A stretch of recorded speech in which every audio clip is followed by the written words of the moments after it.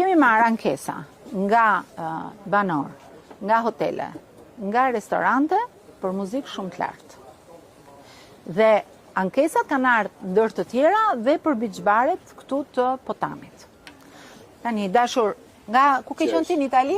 Gjergj. Sa vite ke qenë në Itali? 26 vjet. 26 vjet. Ngu në ç'vend në Itali? Parma.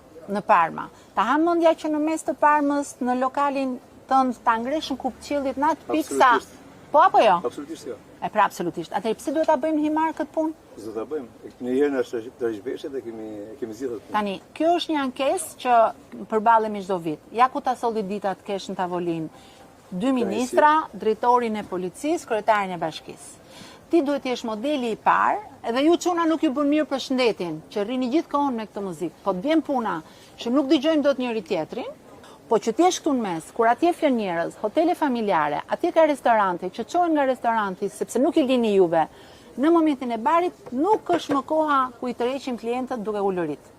Ti premtoj që s'ndodh më herë ka qenë domethënë një hapje lokale, s'ka ndodhur më. Tani është e pamundur të bashkëjetojmë kështu.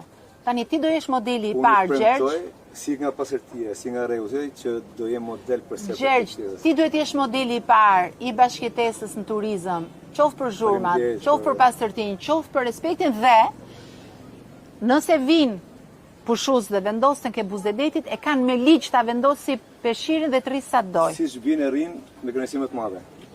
Ai ta krijoj modelin siç duhet, sezon të mbar. Gjithashtu do ju shkojmë deri.